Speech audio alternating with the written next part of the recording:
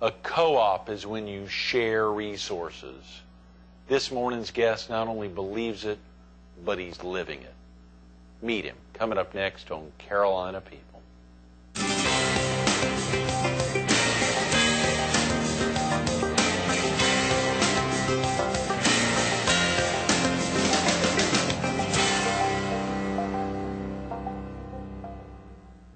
Good morning.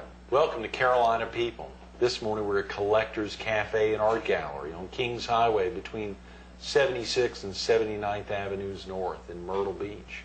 We're focused on the Myrtle Beach Marketing Cooperative, and we're visiting with its president and the president and CEO of Jordan Properties, Woody Crosby. Good morning, Woody. Good morning. Thank you for coming in early on a Friday morning. My pleasure. Great opportunity all week long thinking about some of the special folks here in the area, and obviously the Myrtle Beach Marketing Cooperative. A lot happening with it. A big matching grants, I think, from the state that happened. There's a good picture of you with Chad Prosser and some others receiving that $5 million large check. That is a big check. Was that the biggest check you've ever received?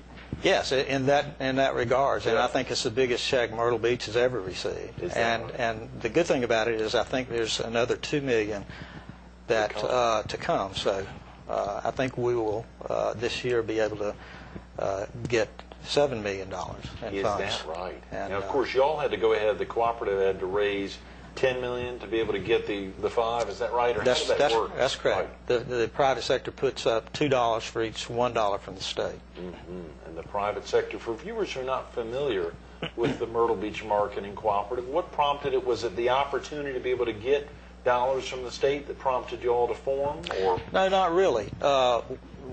The way it started is a group of hoteliers got together, and we felt we were losing market share to some of our competitors. And we just had a meeting to brainstorm about what we could do about that. And the idea came basically to tax ourselves. Many times when government tax you, they take some of that money for the general fund or whatever. If we tax ourselves, we get 100% use of that. Mm-hmm. At that time, when we decided to do that, the matching funds was not even available or even talked about. So we were going to do it regardless because we felt we needed that money to compete in today's market. Mm-hmm. And then since that time, we approached our legislators, and they saw the need. We made the offer that we will match $2 to 1 if we can get some funds to help us compete. Right. And we've got a strong, great local delegation. They went and fought for that, we've got $5 million for the state the first year, and I think Myrtle Beach got $3 3.75 million of that. Wow. Now this second year it has gone from $5 million to 10, and of course recently we just got a $5 million check for the Grand Strand, and hopefully we'll be able to get another 2 of that $10 million. That is tremendous, Woody. Now, all these dollars, will all of those go into advertising and the Myrtle Beach area? Where will those dollars be spent? Those dollars will be spent in marketing and research to make sure that we're spending the dollars wisely. Mm-hmm. And so all of that money is going to be able to be spent in marketing. And this is new money. It's not taken away from any existing advertising like the chamber or anything else.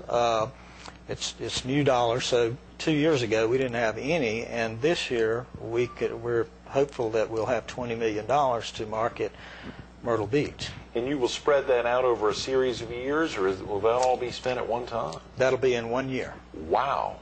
So that will, hopefully next year we'll get those dollars recurring so that it's in the budget and we can make some long-term plans for their marketing. That is tremendous. Congratulations. Wow, so the Myrtle Beach area in general, and of course much of the marketing and even the research there will be focused on just marketing the Myrtle Beach area, or will that be focused on the members of the Myrtle Beach Marketing Cooperative? Not the members at all. Right.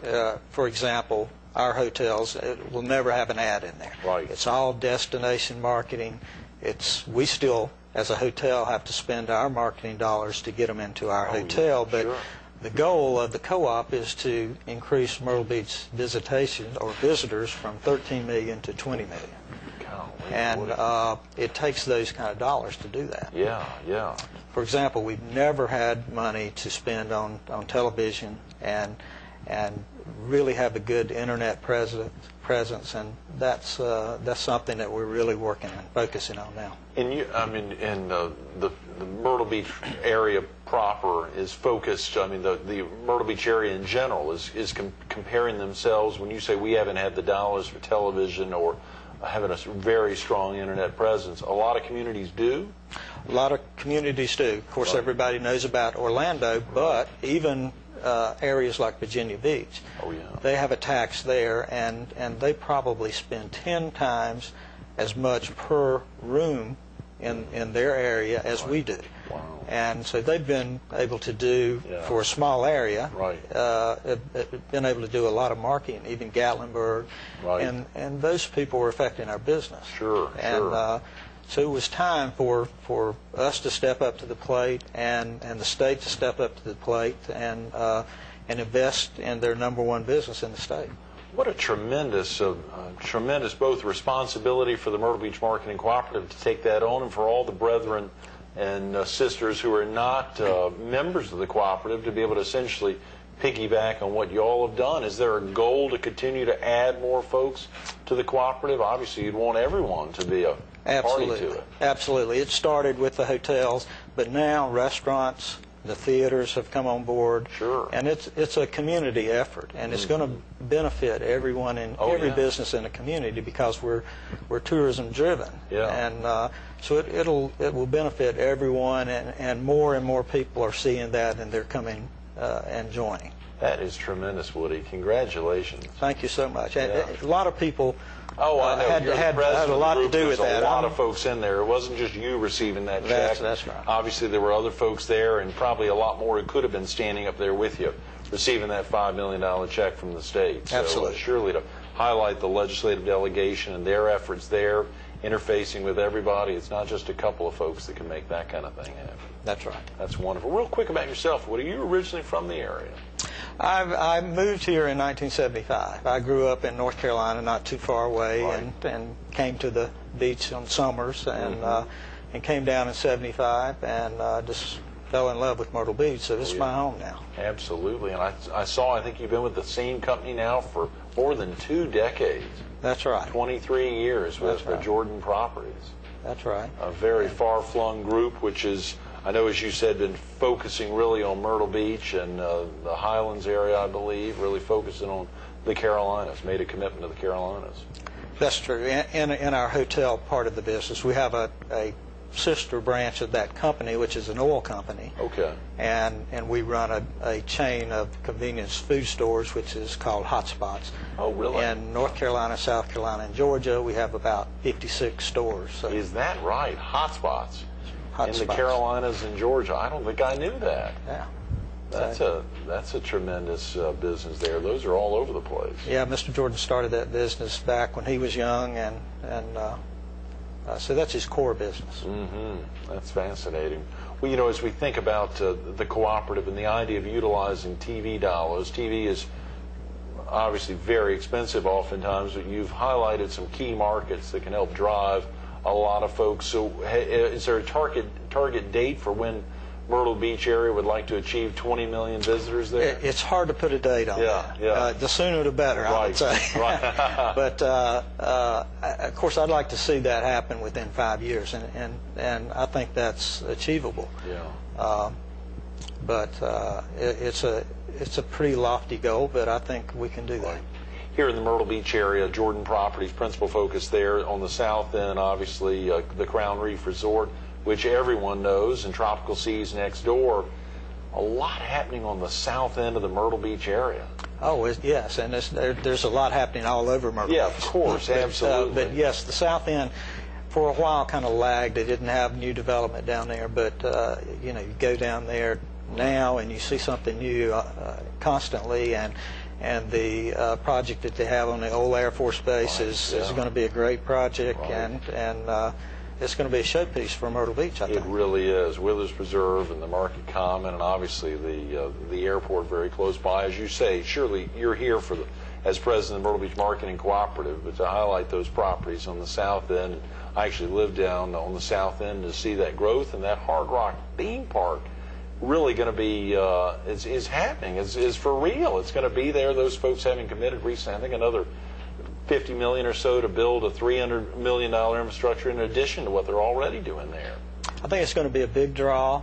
They've got a good name and Right. recognizable, and it gets us international Right. recognition, and they'll do a good job with it. And I think it'll be a big draw not only in the summer but in the off season as well. And that's what we need. We need to work on getting our tourism year round. I see on your lapel there, Woody, a lot of folks may not be able to, viewers may not be able to see that, Donate Life. What's that about? Is that something you've had, a button you wear regularly? Yes, I do, and I support that. It is an organization that is charged with increasing the awareness of organ and tissue donation in South Carolina.